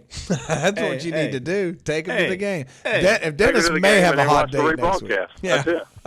Well, we appreciate you calling in, and I know we're going to be hearing from you. I expect Crest should have an easy time with the East Burke Cavaliers, and they go Cavaliers. They've got the East Burke Cavaliers and the East Rutherford Cavaliers. And thank you, gentlemen, so much, and have a great weekend. Thanks for having me on tonight. Thank you. Thank Tim. you. And neither one of those Cavaliers is very Cavalier, so I expect I expect that Crest is maybe peeking ahead at a little bit of that Burns Bulldogs film. Well, you boys just go ahead and have your little game in Shelby next week, and we'll be waiting at the pass to ambush you. We've got at the SID. We've got a caller. Go ahead, caller. Hello. Hello, it's my mother. Hi, Mom. Yes, it is, and I almost gave up, son. Oh, but I had to call in after I heard Mr. Pasco, just to say that I think Crest rocks. Thank you, and then Kathy. I was going to, you already covered the topic of I wondered what happened with Crest in the first quarter. Yeah. And I was going to say the same thing. I think that it's like they need a wake-up call, or they're just getting warmed up. Yeah. And then in the second quarter, because I was watching it on the computer. There you go. Oh, that's right. I was just telling the boss Your man mom's here techno savvy, Tom. that I'm really encouraged, and the boss man's giving you a big thumbs up right now for listening. My son showed me how to do it. I didn't know how to pull it up. That must have been Danny. Tune it in or whatever, but he showed me how to do it. So. Very good. That was last weekend. I showed Mom how you could watch multiple games and go switch from one game to another, which is kind of how I get ready for the show when I come in here on Friday evenings. So glad you got to enjoy the And is game. this where you want Miss Cinefani to remind Tom that he is a graduate of Crest High School? Yes, I kept waiting for you to bring that up again. Thank you. Tom, number 89, was it? Well, yes. It was 89. number 41. Douthit was 41. 89. Yeah, okay. Danny was 87. And Danny was 87. Mom, I have to wonder, are you... And Gina was a cheerleader, too, Gina Tom. was Don't the leave her. cheerleader. Are you Yes, going to... she's another turn coach. Oh, yeah. We won't get into that. She's cheering for those lions now, but then, Mom? what's a girl to do when she marries into a family of lions? Are you going to try to make it to the Burns game, Mom? Yeah, that's what I was going to say, Dennis. I'm going to drag the old man out to that game, and I want to know what side you're going to sit on. I'll be in the press box. Oh, you lucky dog. I forgot about that. Okay. That's where the food's at, Kathy. You know me. Yeah. Okay, so because I'm going to sit over there with my son for this game. Okay. Well, I'll be up in the press box, too, for that one, Mom, but I'm glad you're going to make it out. I'm glad you're going to make it up for that Maybe one. we should have your mom come to the press box and you can No, bring no, some no. brownies or Mom some will sit lasagna. quietly in the background on the Burns side. There you go. Because I Mom, will I'm be just- pulling for Burns. I'm just very... Okay, that's good. Wait a minute. Your granddaughter's a future Lions cheerleader, Oh, right? no, I was... Yeah, well, wait a minute. And it's my biggest nightmare. I was going back, Mom. I meant you're going to go to the Crest game. Yeah, but I'm also going to the Burns Shelby game. Okay, so you're going to that one, and then when Crest hosts Burns on November the 1st. Of course she'll be there. She'll be wearing Yes, green, I will. Tom. Yeah, I'll have to She'll be on the Crest winning side for that. On the Crest side. Okay.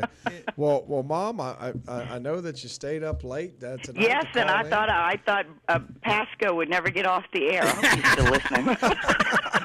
Well, you were waiting to call in. No, We know that- him. that Brent I used does- to teach him in Sunday school. Oh, okay. Well, Brent does a good job covering those Golden Lions, and I know. Why did they use that word golden lions, though? That's what they are, Mom. That's They the used to official just be the Shelby Lions for years, as far back as I can remember. No, they've always been the Golden Lions, but sometimes the trunk. Steve, they've always been the Golden Lions, correct? Yeah, Steve is our Shelby expert. Actually, North Carolina, small town expert. He knows the nicknames of every school in North Carolina. So he's telling me, Mom, that they've always been the Golden Lions. Kathy, But when your kids were all, I don't know, maybe I am getting old. Maybe my memory left me, but it seems like while you kids were all in school that they were called the Shelby Lions. Well, listen, Kathy, I got a more personal question. Was when Tom was young, was he ever an altar boy? No, he wasn't. He wasn't an altar boy. Well, he sure isn't not now. But I just wanted to check and see maybe when he was younger. Don't listen to him. Oh, come on. I thought you were going to ask me if he used to really beat up on Danny, and yes, he did. We used that analogy earlier. I hope you were listening. Yeah, I heard it. Yeah. And then Danny got bigger than him. Danny got bigger, and it's a different story. Yeah, you got that. Story. You got that right. You must have been. He's been taking notes. It's those cameras I had hidden in the house over there in Riverbend Acres. You know? Well, Danny Mom, lives over here too. Well, Mom, we want you to call in again, especially if you watch But I some of those. can't wait that long next time. Yeah, Usually okay. I'm sleeping, but I think I'm practicing for next week because I'll be up late. Just tell Steve that you're a priority caller, that you're Tom's mom, and you'll be like a VIP. We'll move the velvet rope and let you go to the head of the You've line. had a lot of good callers on there. sure They Steve were real. The last fellow was real interesting because he was for Crest. There you go. Of course. Well, Mom, tell Dad and everybody I said hello, and please. Yeah, they're long sleeping. And please call us again next week. We love to hear from you. I'm going to try it earlier next week. And the secret to all my knowledge about the Cinephonies come from the Bargers who live next door. Oh, no. We won't go there Don't tonight. believe everything you hear. No. Well, Mom, thanks for calling in. I love you, and I hope I will too. see you tomorrow. Okay. Hey, Tom, we got us another caller. We got Coach another caller. Boone from Bessemer City. Go ahead, Coach Boone. Tell us about that game versus the Community School of Davidson tonight. Hello. Hello, Coach Boone. Thanks for calling in. I wanted to know if you could give us a little insight to that game you had with the Community School of Davidson tonight. Yeah, it was a good ball game. It was down to the wire. I mean, we had to hold them right there at the end. They were trying to score. We were up 8, and We actually had the ball. All we had to do was run it out. We just couldn't get the first down on a fourth down play. And I tell you what, they found ways to make big plays on long yardage. They had like 4th and 20, and kids just made some plays. I mean, they one-handed catches and all kind of stuff. We don't know a terrible amount about the Community School of Davidson, being it's an out-of-an-area team. So tell us a little bit about them. You know, was the quarterback, running back, what they like to do on offense? Looked like you guys had a lot of success scoring, so it looks like maybe they're more offensive than defense. You know, just tell us a little bit about it. Yeah, their quarterback threw the ball well. They had 2 big, tall receivers. I mean, they could just jump out of the gym, and when we tried to take away the pass, they had 2 good running backs back there. I mean, their offense was good, and there's the whole team. The kids played hard. They played hard to the end. Ain't no doubt about that. So, was the game at home for you tonight? Yes, sir. It was at home. Okay, and this was a conference game as well. Yeah, it was our first conference game. Ain't that something? Okay, wow. Yeah, it is. It is pretty late in the year for a conference game, but it's always good to get that first win column in the conference, building some wins to get in that to get into the to the playoffs. Who's our next conference game? I'm trying to find my schedule, Pine Lake Prep is the next game up for the Yellow Jackets. Pine Lake Prep comes to us. We're supposed to go to them, but I think they share a field with somebody else, and they with a scheduling problem. So actually, they're coming to us. Well, I have to like your chances again next week. We know that Highland Tech their first win of the year against Pine Lake.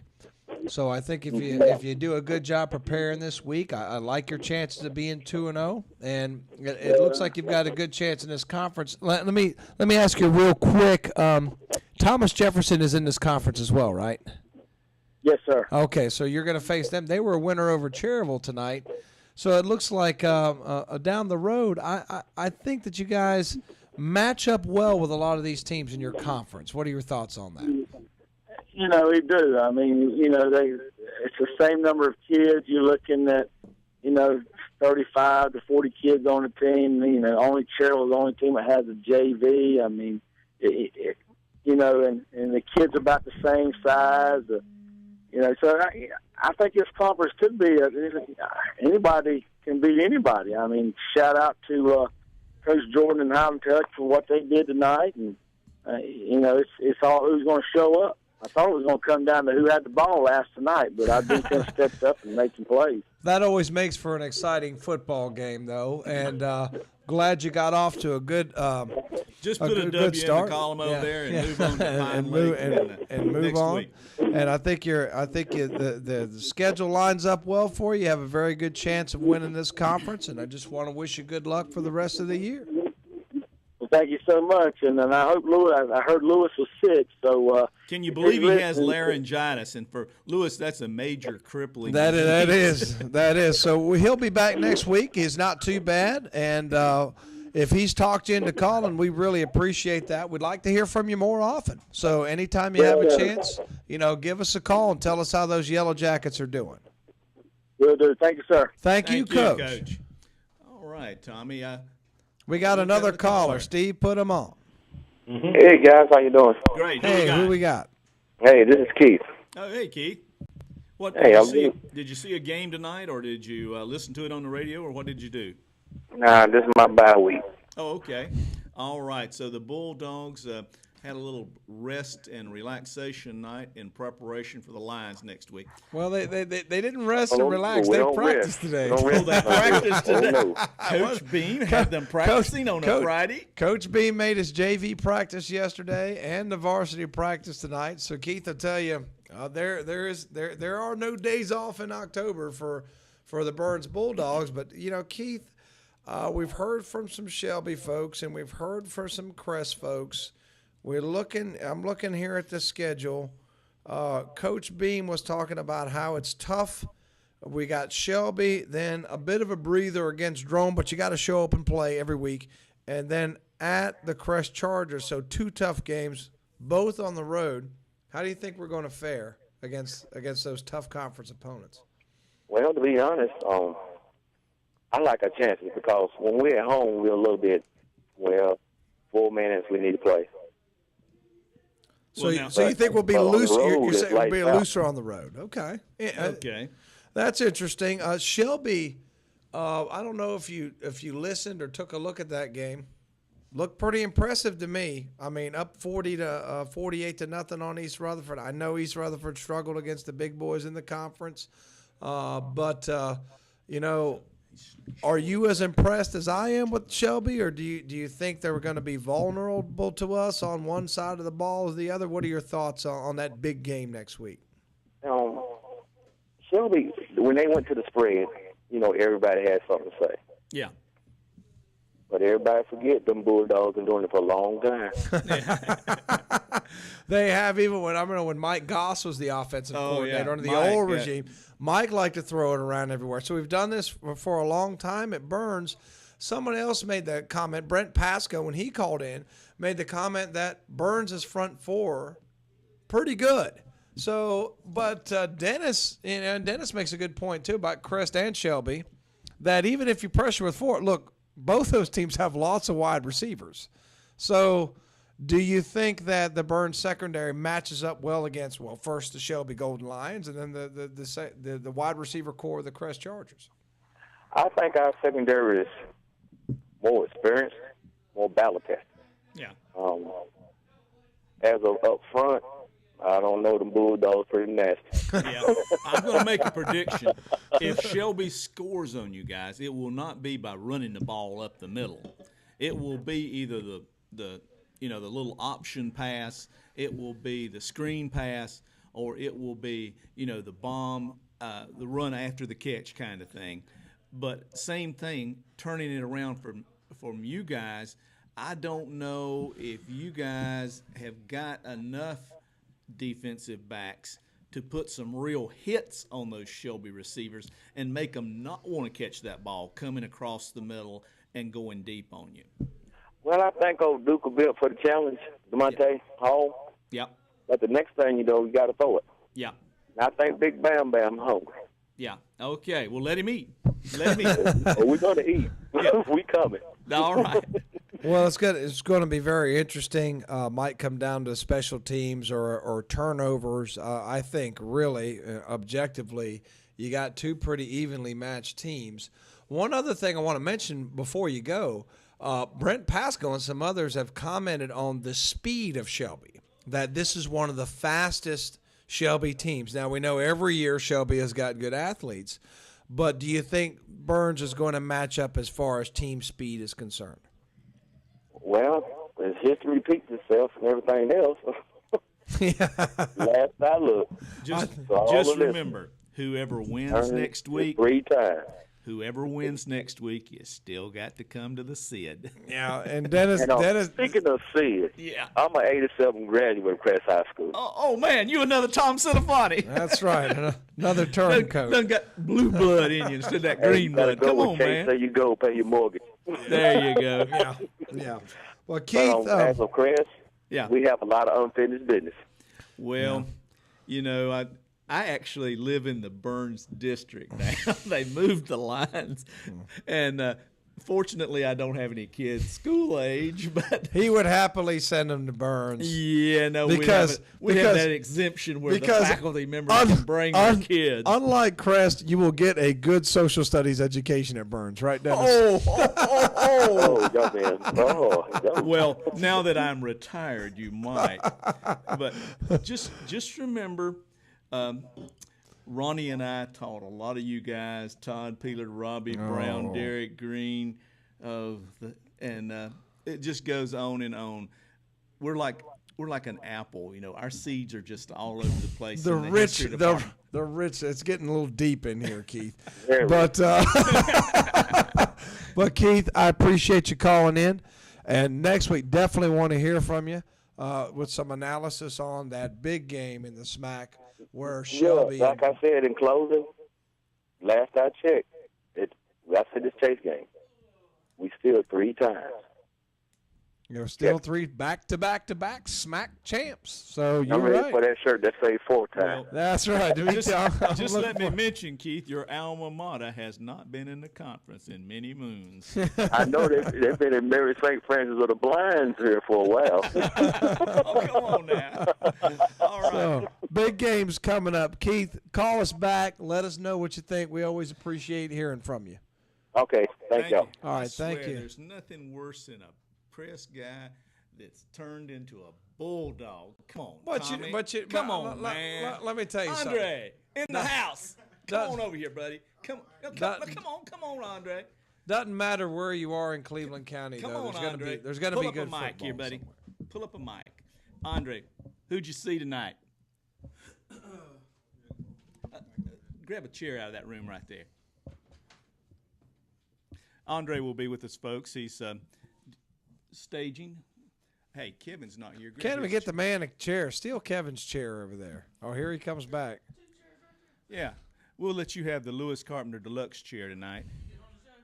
Yeah, we're gonna put Andre on. I mean, we see his face in the paper, but if you're that good looking, you should be spreading love amongst all the ladies out there, right, Andre? All right, now, Andre, I'm not gonna hold it against you that you're an old bulldog, right? Oh no, you're not. No, you're an old Ironman. there you go. Well, then you will be totally impartial when you predict the winner tonight, not next week in the paper, but tonight, of the Shelby and Burns game next week. Yeah, I'm gonna try to be impartial. But, of course. I roll with the Bulldogs. Yeah. That's where I'm at every Friday night. That's what I see. But I've watched Shelby play this year. Yeah. And it's gonna be a good game though. Both teams got good defense, so that makes for a good game. Yeah. And both teams seem to be able to score a lot of points too. Oh yeah. So it's going to be interesting to see which gives. Shelby's defense, Burns' defense. Brent Pasco, who called in earlier, said, "Well, this game could be a 10-6 type game, just depending on what happens." So, I think it's going to be a very interesting game. I think it's a very hard game to predict. Yeah. Well, enough about Shelby and Burns. Where did you go tonight? I went down to the Forest View and North Gas. It was North Gas's homecoming tonight. That's what I want to hear about. Tell me about those Jaguars. Well, I personally understand why they picked Forest View to play on homecoming. But well, that's like Kings Mountain picking Crest on homecoming. Come on, man. But them Jaguars look real good. Logan Bradley was just he was amazing. He was slinging it tonight. Oh yes, he was. Some drives didn't take long, but you always knew he was gonna make a big play because he got some tall receivers too. Yeah, I was impressed. Now, Forest View didn't play Burns this year, did they? Nah. Okay. I know we seen them last year in the playoffs. Yeah, but if you had to predict a winner between a Forest View and a Burns, what's your thoughts right now? Theoretically, because unless it's in the playoffs, it's not going to happen. I would still go with Burns because I think a defense could change the game. Yeah. I'm saying I know you like to have a good offense that can score all the time, but if defense pressure them, Burns' defense is better than Forest View. I'm I'm going to go with you on that one. I agree with you, Andre, on that one. We see that one the same way. But don't get me wrong now. Forest View got a good defense. Now, them boys was big up front. They was going after the quarterback. Like, they put the quarterback out in, like, the third quarter. Yeah. Just hitting them constantly. No matter if he can hand the ball off. Andre, look at Terry over here. Terry Reinhardt. He's breaking his prediction. Let's get him on record. Terry, you want to come in, or are you just going to hold it up? And he had a lot of points on the board, too. He had 58 combined points on that board. Terry had it. What was it? Shelby 34. Burns 24. Burns 24. Now, that's Terry Reinhardt. Send those cards and letters to Terry Reinhardt and carry KTC Broadcasting pregame show. Terry Reinhardt at KTC Broadcasting pregame show. We're getting into the big money now. I tell you, Terry. We're getting the big money here. Burns hadn't let nobody score 34 points this year. Call Vegas. Here it comes, folks. It's the Hastings line. The Hastings no Hastings line on this. Joel from Kings Mountain's on hold. Well, listen, Joel's a good man. Andre, it's good to have you in here, and we appreciate it. We look forward to seeing your predictions in next week's What's up, Shopper? Yeah, I like to mention I was 9-2 this week. 9-2. I cannot believe Highland Tech pulled that one out. Hey, if you're 9-2, you're much better than Dallas Cowboys. Notice how hey, Tony Romo was Tony Romo before he was Tony Romo. And he did not blow that game, Kevin. I'm going to give it to him. Tony Romo did not blow that game. Hey, we got Joel from Kings Mountain on the line. Joel, what's up? Not much. I thought I wasn't going to get through tonight. Hey, listen, Joel. We make room for you regular callers. We appreciate it. And I tell you what, Joel, I was impressed with Kings Mountain that first quarter. But youth and all that other stuff kicked in, and then the Chargers got their wake-up call. You seen how it kicked in when we were sitting at the 5-yard line, and back-to-back penalties keeps killing us. I'm like, here we go. I wasn't going to say anything about it because these boys are young, Joel. You realize I know. Those two quarterbacks that you were platooning tonight probably hadn't played quarterback since middle school. Oh, wait a minute. Excuse me. That was last year. Yeah. Yeah. So you're young. Yeah, I was impressed with the way they was moving along. You had a freshman quarterback, a freshman receiver, and then he played quarterback, moving that Wildcat offense. I guess it was called a Wildcat formation. And then you had the freshman running back, and I'm like, man, look at all them three freshmen moving along. It just gets a little frustrating when them penalties starts kicking in. Well, and I know how that is. It was really a pretty penalty-free game for a little while there. I was impressed the first quarter. Kings Mountain took the ball, moved it methodically down the field. They had like 4 first downs in a row, Joel. And then, as you said, I was impressed. I was like, I'm glad these guys are healthy. They can move when they're all there. Because like last week when I talked, I forgot his name, but he told me, you can't win because he takes our pictures on the sideline. Oh, Charlie Smith? Yeah, he told me, he said, I said, any big guns back tonight? He said, yeah, but we're still missing our quarterback. I was like, oh, Lord. But he said, yeah, but we had about 14 guys out last week. And so but I'm glad we got them, getting them back here and there. And we're still without our top receiver. He's kind of out for the season. Now, Joel, I might have missed. I heard about the wide receiver. You said the starting quarterback Bell, I believe his name. Yeah, he wasn't playing tonight. Yeah, he didn't play tonight. What's the extent of his injury? Last time I heard, I think it was a concussion that he received too, but concussion. But he was on the ground last week. Last time he played against Shelby, he was down on the ground for a while. Well, Joel, I don't mean to rub it in, but when Merchant caught that pass that time, and he got sandwiched between 2 Crest defenders, I think he suddenly realized this isn't freshman JV ball. Yeah, and welcome. I know what you're talking about. I know which when he got sandwiched, I was like, good Lord, boy. But here's the thing: he's going to be a very good player for Kings Mountain.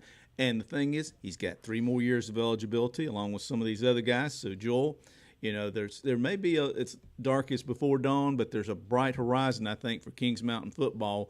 And the people of Kings Mountain really support their Mountaineers, win or lose.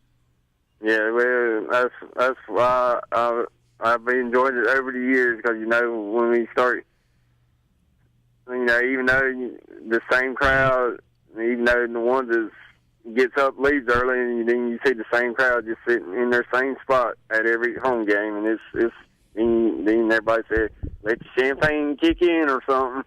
Yeah, they said, old folks, when they said, you got the champagne ready, I said, let's go. I think they're going to have a lot to cheer for in the future. And Joel, keep calling us every week and informing us how those Kings Mountain Mountaineers are doing. Thank you, Joel. It might be kind of late next week. We got a travel to Art Central next week. All right, call us on the way. You got a cell phone. All right, and my agent's on the line. Oh, my agent, Steve, put my agent on for me, please. Go ahead, Danny. Yes. Is this the Dan Greer of the Thomas Jefferson Fighting Greer Fonds? Yeah, I'm glad I heard Tom give the score to Greer Fonds 1. There you go. Hey, they're Greer Fonds. How could they lose? Yeah, how could they lose on KTC? It's impossible. Tom, excuse me, not Tom, but Dennis, I want to correct you on a couple of things. Go right ahead. It won't be the first time. Slip of the tongue for you. Yeah. You made a couple mistakes, which, as a politician, you never make mistakes. And I made a mistake once, Dan. I thought I was wrong, but I wasn't, and therefore I stand corrected. Okay. One thing. Yeah. You talked about splitting gates. Yeah. Burns and Shelby does not split gate. Not anymore. They used to. I know Crest and Shelby and Crest and Burns split gates, but it's no Shelby-Burns split. That's what high official in the athletic department at Burns informed me last week. So sorry, Danielson. And I'm not going to give Matt's name, but he hey, we don't want to call Matt out by name. Yeah, not on the radio anyway. No. Right? Well, it's And after 11. Nobody's listening. Another mistake. Yeah. Both those teams do not go to Sid. Yeah. Just Burns goes to Sid. And Shelby.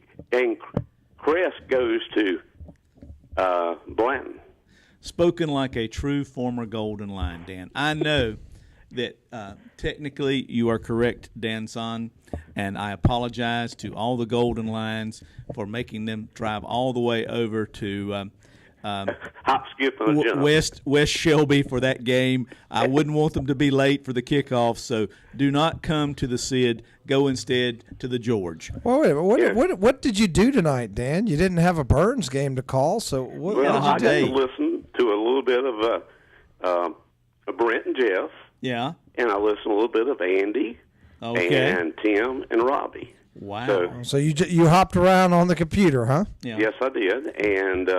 And then I listened a little bit of Dennis and Tom, and I'm glad to hear Lewis on. I hope Lewis gets better, and especially Steve DeGree. Steve. Yeah, he sounded a little down. I hope he does better. Yeah, I hope he does. Our prayers are with Steve, and hope he gets better. Dan? Now, my prediction for next week. Yeah. I knew you was going to ask me, so I'm going to give it to you. Of course. I think if both teams play very good ball. Yeah, and they will. And they will. Well, you never know when it's high county rivalry scores, game. But if both teams play very good ball, Burns will win the game. Oh, so we've got and that's we've coming got from Terry Reinhardt predicting a Shelby win, and now we've got Dan Greer. Dan Greer, a Golden Line himself. Golden Lions. Now, a Burns victory. If there's fumbles, either way, the other, I think it'd go either way. And I just think that offensively, I think they're very, very good, both of them. Defensively, I think both of them are very good. But I think the defensive front of Burns might be. Yeah. I'll give advantage there to Burns, Dan. I see where you're coming from there. I tell you what, what would have been great if we'd known Lewis wasn't going to be here tonight, Dan, was to had you come and join us since you had an off night. But I'm glad you could call us in and give us the insight and the depth and understanding, because I know you broadcast the Bulldogs games and you know them probably better than anybody. Let me tell you this, too. I make that prediction, have not seen Shelby play. Yeah. And we get to the Crest game. I have not seen Crest play. Yeah. And so, I say that in a way that it might just, I might be completely wrong. So, well, Dan, I'm just surprised you didn't get on over to see your namesake, the Greerfons, take on Cherryville tonight since you had the day off. But they were victorious, so I'm sure there's an after party somewhere in Rutherford County. And our producer, Steve, is playing that subtle background music. That tells us it's time to pay the bills. Tell Roberts that play it some more. I'm gone. Y'all have a good evening. Hey, Roberts, he's gone. Play it some more. Thanks, Dan. Bye.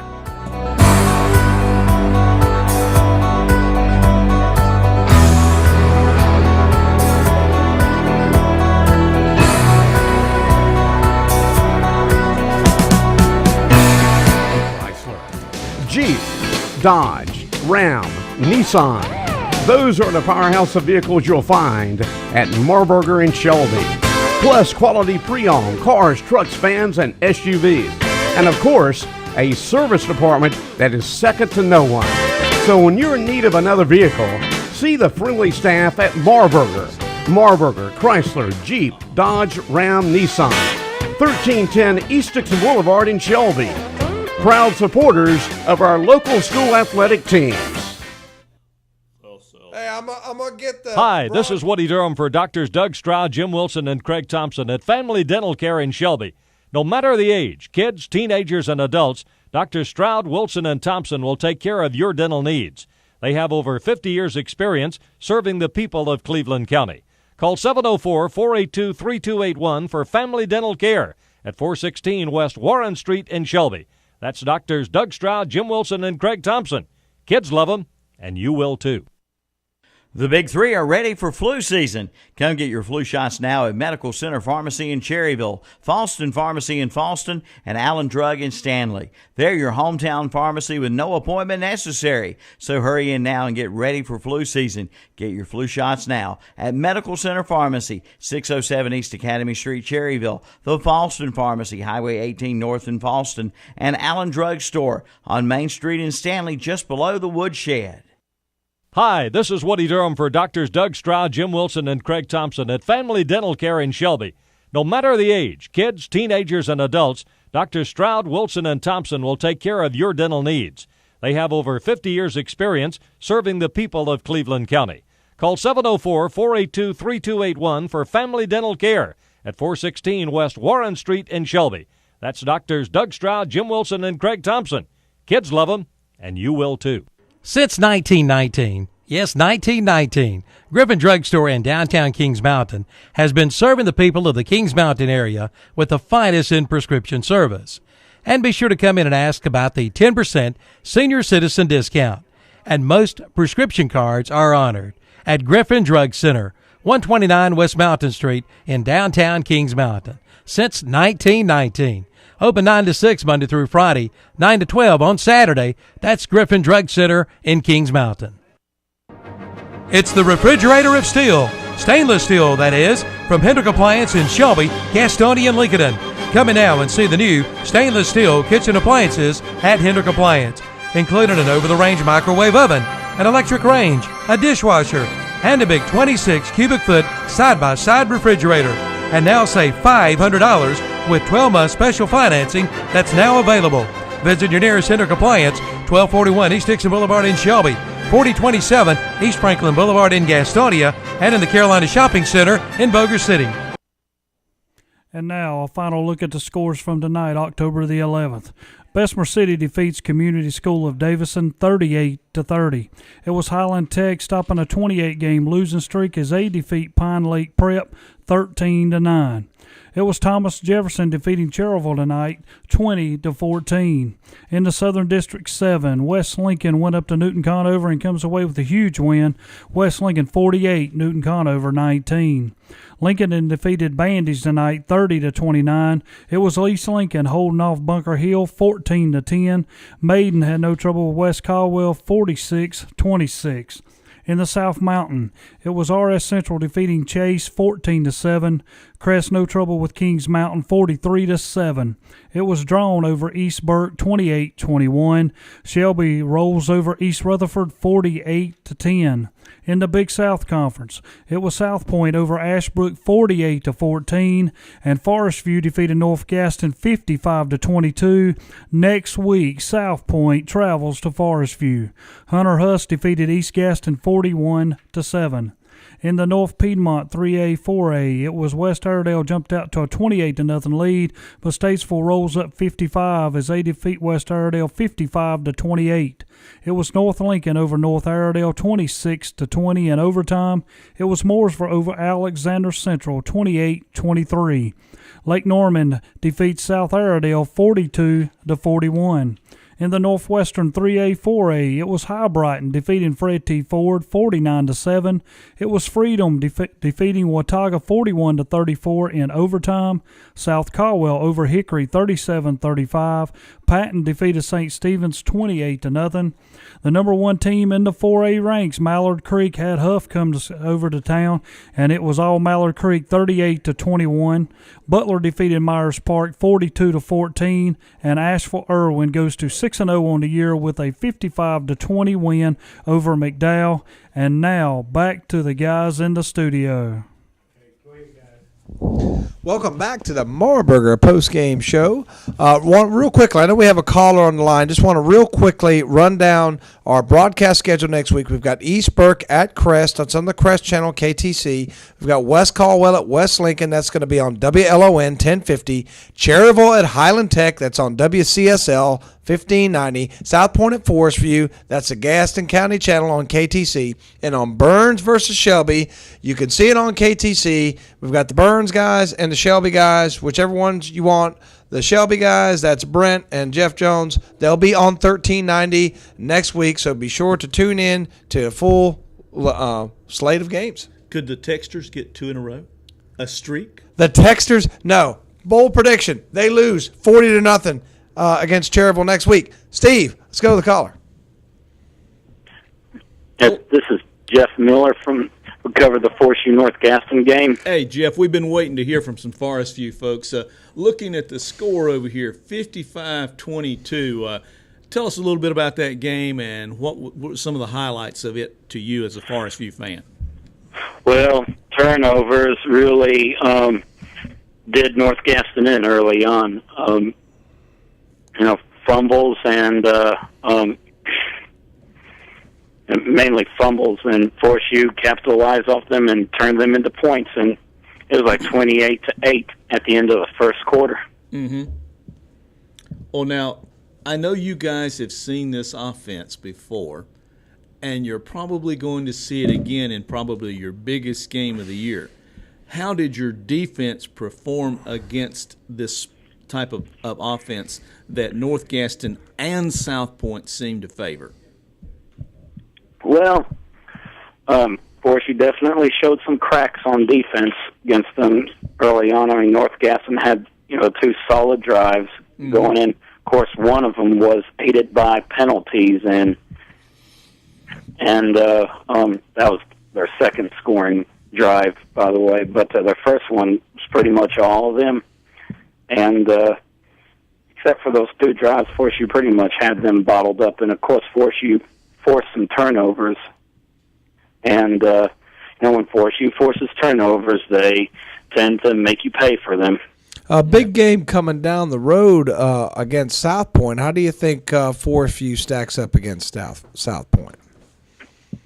Well, I do think it'll be a much taller task than North Gaston was tonight. Sure. And I think Forest View can stack up real well. They just got to,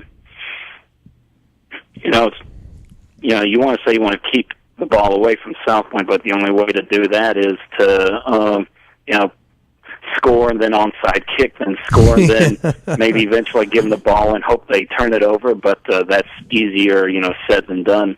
But Jeff, there's one thing that Forest View has that I'm not sure that South Point can match you with, and that's the quick strike. You guys can air the ball out, and you can get points quickly. So even if you get behind a touchdown or 2, you're not like some teams that Forest View just grinds it and grinds it. I mean, South Point grinds it and grinds it. You guys can get the ball back, and with a little time on the clock, you can get downfield and get that score to tie it up. Oh, yeah, but you really don't. South Point's not really the team you want to get behind on, because when they get when they go up 7-0, that's pretty much house money for them. Yeah, you're behind 7 when you get off the bus with South Point. But you guys have the ability with the quick strike, I think, to maybe possibly get up on them. Now, tonight, they won 48-14 against a good Ashbrook team.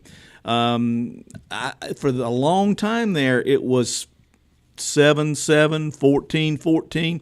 I don't know what happened. Tyler Bray had 98 yards tonight, so he did not get the Gaston County record, but he had 3 touchdowns. So how can you guys stop a Tyler Bray and some of those people on the offensive side of the South Point? How do you match up with them, in other words, Jeff? Well, I mean, you got to kind of pick your poison when you're playing the Red Raiders triple option. Yeah. Because personnel-wise, how do you match up with them? Skill-wise, I believe Forest View can match up pretty good against them, and I think they can run with them. I'm not sure they can, stop them. Hopefully they can slow them down a little bit. But I think they got the firepower to run with them. Yeah. Well, I'm not sure they faced anybody as physical as they are. Well, I would I say hear South Point really puts a hat on you when they get you. Yeah, I would say that those two linebackers they've got, Davis and Jones, maybe the two guys, and then you've got the guy from the safety that's a good-sized kid. He's a Division I size kid. Their defense is better than it has been. They're playing the pass better than it has been. But Forest View, I think, is a superior offensive club from the air. South Point, superior club from the ground. So when does that irresistible force meet that immovable object, what's going to happen? And I think that's going to be the one team that possibly can knock South Point off is Forest View.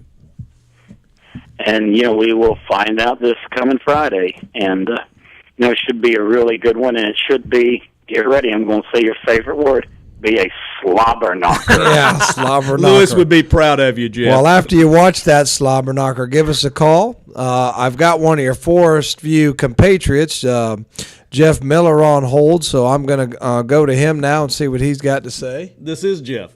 No, wait a minute. I thought I had another caller. Oh, okay. Oh, I'm sorry. I've got another caller. So we're going to go to hear what he has to say to add on what you've said. And we just appreciate you calling in, and give us a call again next week. Thanks, Jeff. Okay. Go ahead, folks. All right, who we got?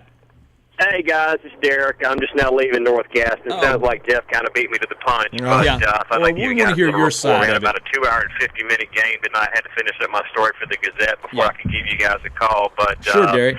I came away pretty impressed with Forest View tonight, as Jeff probably told you. I had Bradley 23 of 33 for 340 yards and 6 touchdowns tonight. Not bad. Not bad. Stands in the pocket real tall and had a lot of time and very poised. And, he may be the best throwing quarterback I've seen right here in a long time. I didn't see the guys from East Lincoln the last few years, but this guy Bradley can flat throw the football. And they're going to give South Point a test next week. I feel certain they will. Well, now I'm going to ask you what I was asking Jeff and talking about.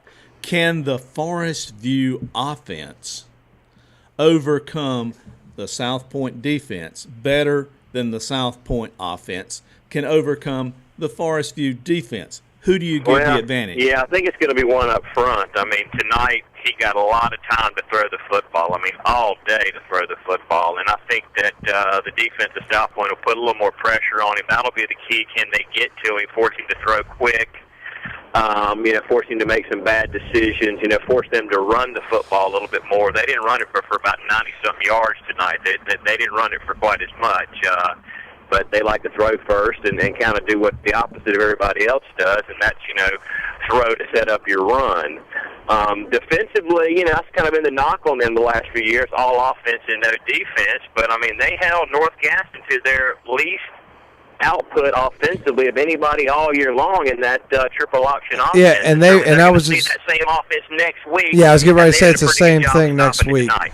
Now, Yeah, it's better the same executed, thing. though. Better executed, but a very similar.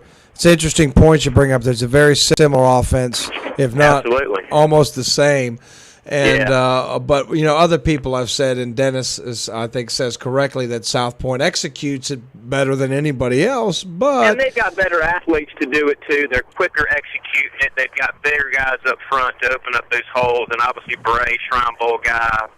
They're going to be better executing the offense probably than North Gaston was. But I thought that the defensive Forest did a pretty good job. Did a great job, as a matter of fact. They forced 5 turnovers. Yeah, so, well, if they can do that against South Point next week, they'll certainly have a chance. If South Point puts the ball on the ground, yeah, I think Forest View has a very legitimate shot at winning.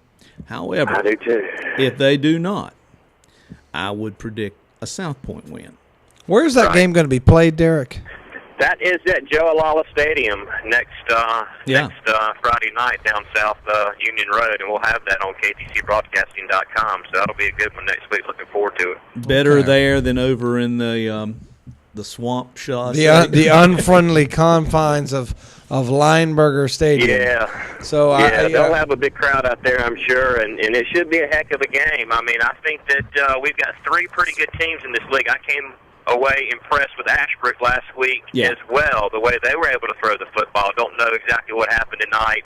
Obviously, it was close as you guys Game was 14. Yeah, game was. South Point machine gets rolling. They just kind of roll over people. It looked like in the second half. It was 14-14 at halftime. Yeah. I mean, it was a tight ball game. So I mean, I didn't get a chance to look at that one, but I think you're exactly right. When that big red machine gets rolling, it does roll. So I mean, they just snowball, and it's like they're running downhill in the second half in some of these games, and they tend to blow close games out in the second half. And but I think we do have three good teams in this league this year, and South Point, Forest View, and Ashbrook, I think, are pretty good teams, and maybe we'll kind of, get off this little playoff skid we've been on and maybe get some teams in the second or third round this year for a change. Well, we've changed the conference and the pod system is out. So, Derek, it's going to be interesting to see who you match up with. You may have to travel a little bit if you're that second team. You may have to go up to the mountains or, over to the middle. And so from that standpoint,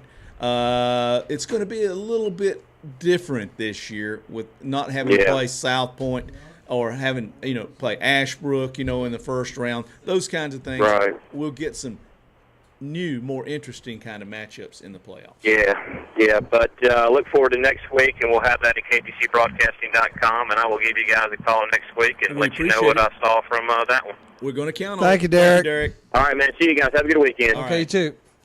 All right, 4 minutes, Dennis. You've been trying to get to that Sweet 16 all night long, but now you have a chance. Jackie Gleason, Steve Roberts, how sweet it is. All right, here we go, Tom. At number 16, sorry for all you Mustangs out there, but East Lincoln is the number 16 team in the Sweet 16. At number 15, A.L. Brown. Little Wonders, always someone to be reckoned with. At number 14, Concord, the Spiders have woven their way into that.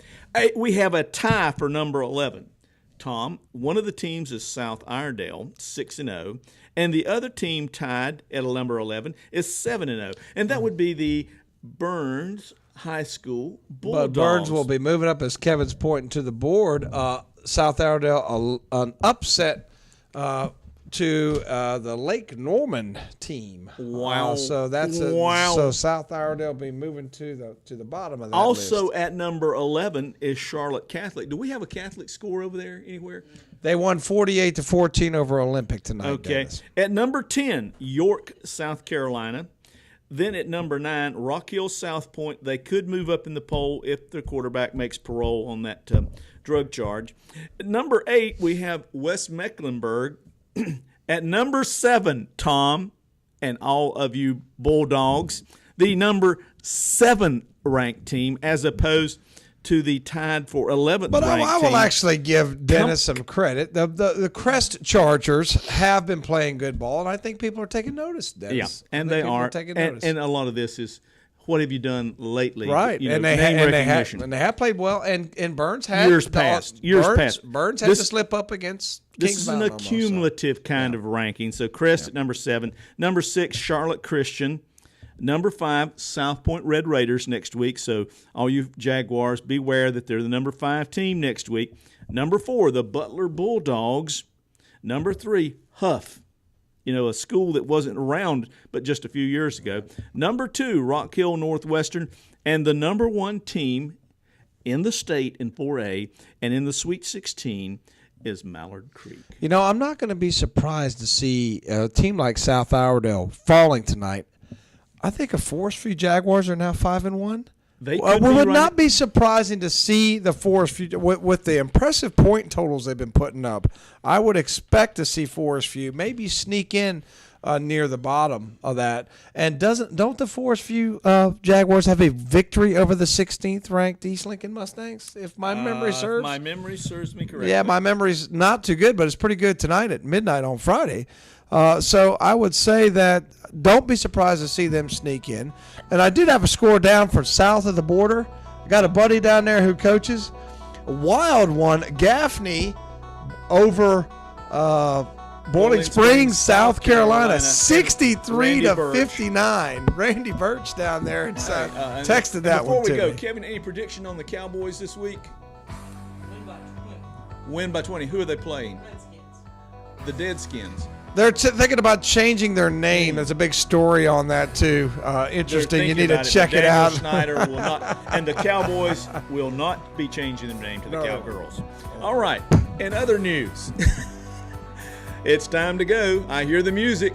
And I think they're tired. I think Steve's is tired, and Kevin's tired and telling us to get out. Next week, the good Lord willing, and the creek don't rise. Lewis, that one was for you. Pretty sure Lewis is in.